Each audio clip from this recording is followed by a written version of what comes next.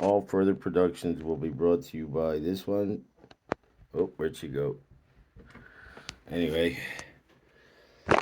hey, hey, another not so happy Veterans Day to me. Um, this really sucks and is fucked up. I'm anticipating going through another holiday season without seeing my children. I can't let this happen. So let's show you. I'll show you one of three. I've got three copies left. Here's what we're talking about. Staples Connect. This is what it looks like as a package that went out to Alan Cruikshank, the attorney for Kristen Carnahan, and also went out to Marianne Buckholt Ryder, the attorney for Lynn Ormsby, Masson, Gill, Davis, Carnahan, something. I don't really know what their name is, but that's who has my children. Um, and so it went out to them.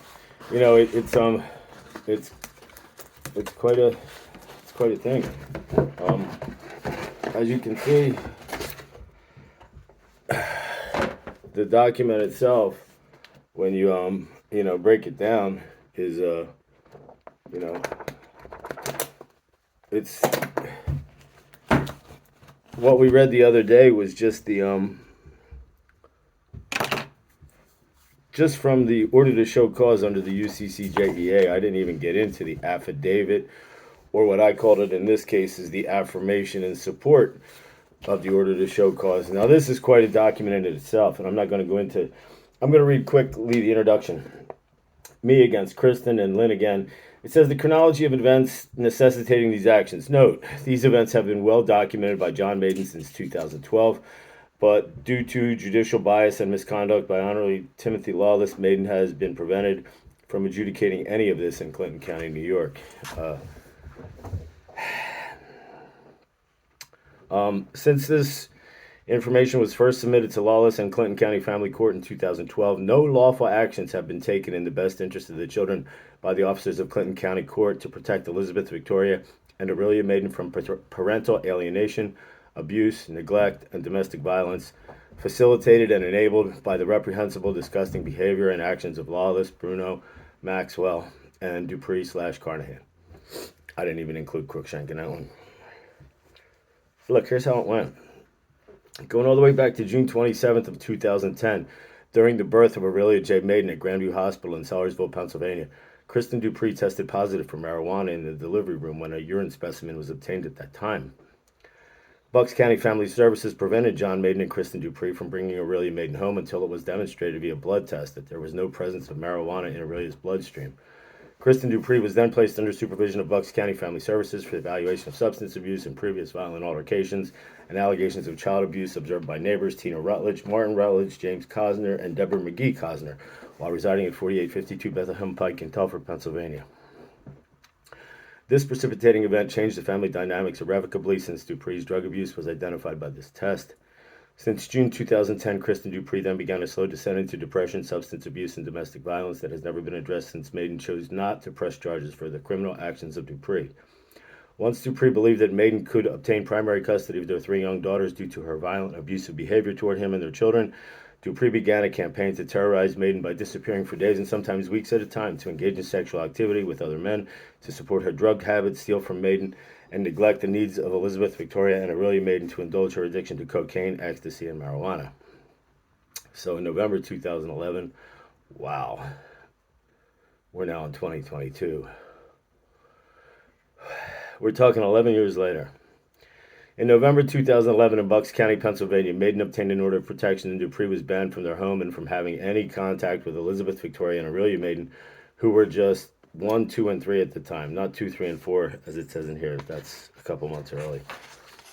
When Dupree assaulted John Maiden, made terroristic threats, and did thousands of dollars in property damage to our home while in a cocaine and alcohol-induced rage, Dupree stole Maiden's wallet, impersonated him at Wells Fargo Bank, and made illegal use of credit cards and debit cards to finance her drug habit and her whatever she's doing with these different men. Not under my purview.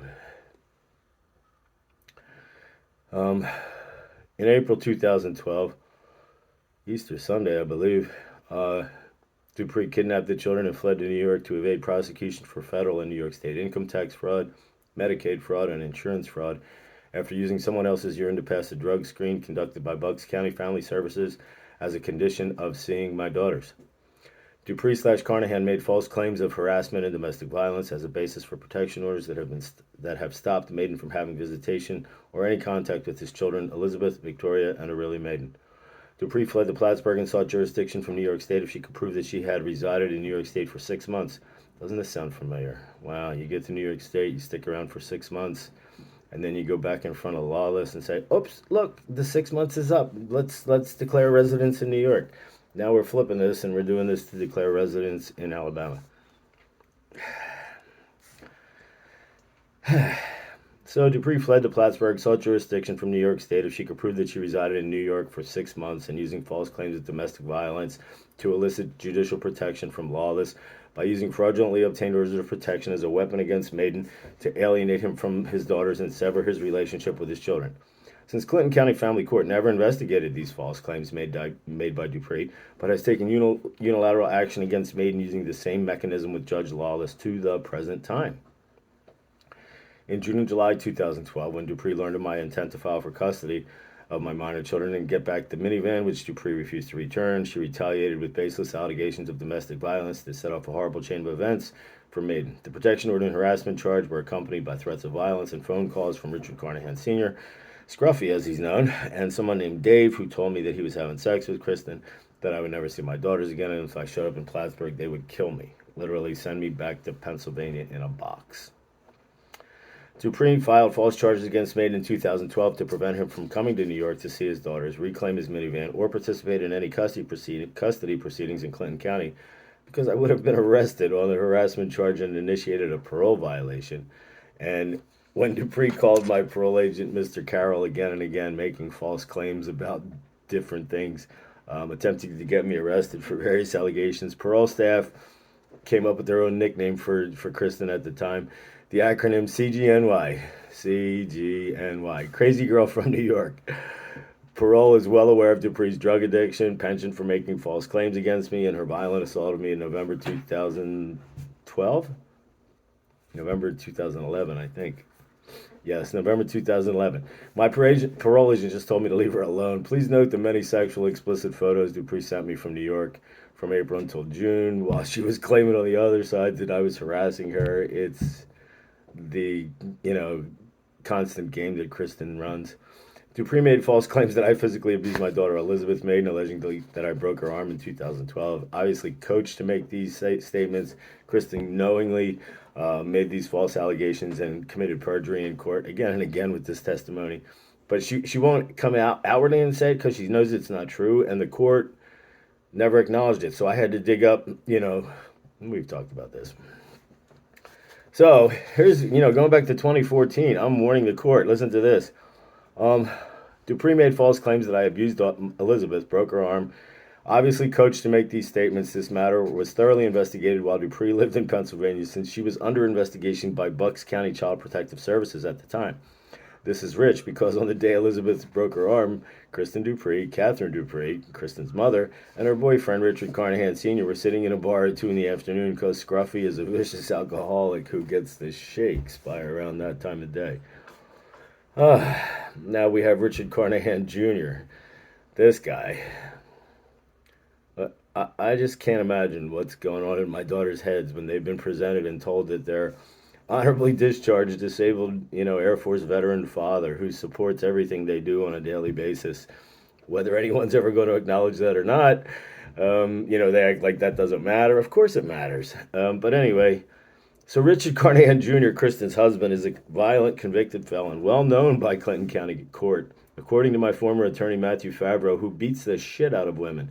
Matthew Favreau will not represent me because of his prior representation of Richard Carnahan in Clinton County. Ricky served 5 years in New York for charges related to domestic violence. Wow, doesn't that sound familiar? Even back in 2014, I was warning the court about this. But somehow this guy has unfettered access to my daughters since that time for basically the last 10 years. And there's a fourth little girl named Brinley involved in this. But this convicted felon, a known domestic abuser, has unfettered access to these children. I've reported them to Child Protective Services again and again. It's covered up. they go out there and ask Kristen these questions that she's had to answer again and again, and she knows how to defend herself better than just about anybody I know. So, let's see, where did I stop? Ricky served 5 years in New York for charges related to domestic violence. This individual is the single greatest threat to me, as his violent history represents. Remember, this is in 2014 I'm writing this. In January 2014, when I traveled to Plattsburgh for child custody visitation hearings, Carnahan stalked, threatened, and harassed me while I stayed at the Hampton Inn in Plattsburgh. In January 2014, he stated, "Get the hell out of Plattsburgh. There is nothing here for you." Coming from Richard Carnahan Jr., an individual with a criminal history of violence and abuse, the implied threat is real. Maybe more of a direct threat than anything else. Richard Carnahan Jr. is just the latest surrogate to be used by Kristen to further threats against me. Thanks to Dupree, I will not make that mistake again. I've learned to detach my old feelings for her and pursue custody of my visitation at the girls and visitation of my daughters. But I do not want anything bad to happen to Kristen. Let's be clear about that. I object to Kristen's behavior. I object to what she's doing, what she's done, all of the lies, all of this stuff. Whatever drives her now, I'm not going to even try to guess. But she's lost custody of four of her children, and that's in many ways going to just cut her off. And this ride or die mentality that she has it usually doesn't end well. I'm trying to intervene. I need help from the court. I need help from various people to do so. Look, I'm trying to save Kristen's life, is what I told her. I couldn't believe who I was looking at the other night. It made me cry when I walked out of the room. Man. Anyway, Richard Carnahan Jr. is just the latest surrogate to be used by Kristen to further threats against me. I must protect myself since the threats of aggression come from multiple sources with proven histories of drug and alcohol abuse, violence, and the possession of handguns and other weapons that I don't have. Richard Carnahan Sr., a former corrections officer and current Plattsburgh town drunk, can usually be found most nights sleeping off his drunken stupor in the bed of his pickup truck. That was before his mother died. Once his mother died, then he, just does whatever the hell he does.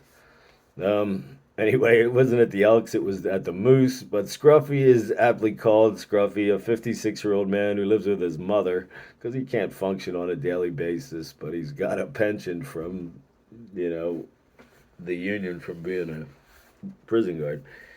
Yeah, life is good in the North Country. Holy shit. Other dangerously violent, abusive alcoholic surrogates used by Kristen Carnahan to deliberately threaten my physical safety and well-being include Kristen's father, Stephen Dupree, who said I'd like to put a bullet in his head but want to look him in the eye when I do it. Catherine Dupree, Kristen's mother, is an alcoholic who is Kristen's primary childhood abuser. Catherine is a firm believer in corporal punishment and often hits my daughters when they fail to cooperate with her demands. Man, Elizabeth has a lot to say about her. So this is all documented. I've since been talking to Kathy Dupree. I've since been talking to Katie Rock. We've agreed that we're just going to move forward, but this is stuff that the court has ignored. And now that my daughters are in Alabama, and no one's been able to stop them because of the deliberate actions by Maxwell and Bruno and Lawless and Crookshank and now Buckholt Ryder and the ability of Kristen to grow this whatever the hell shit show. I don't know what else to describe it as. Anyway, in multiple incidents and well documented by various agencies, Dupree assaulted, threatened, destroyed property, and terrorized me and my daughters while her boyfriend, Kyle Klemmer, did her bidding. This sounds familiar, doesn't it? She used Kyle back then, Tim Vile back then, whoever, she could give a blowjob to and get to, come and defend her honor, so to speak, when it's just gross what was going on and what's going on now. When Dupree promised to get help, we entered couples counseling, and she seemed to settle down for the Christmas holidays until I caught her cheating on me and stealing from me and disappearing again and doing drugs and getting drunk and taking the minivan. When the holidays were over and all charges were dropped, Dupree started the abuse, threats, abandonment, stealing, disappearance all over again. In a letter originally intended for Meredith Neverett, my former attorney, I expressed my concerns for Elizabeth, Victoria, and Aurelia because of information I learned from conversations with my sister-in-law and someone named Amy Woods, my friend and former co-worker, who was extremely concerned about the situation my daughters were living in. I mean, Amy was around me and Kristen as much as it. Jezebel, no, just a minute. I have a 5-month old German Shepherd puppy who's freaking out right now. So just a minute.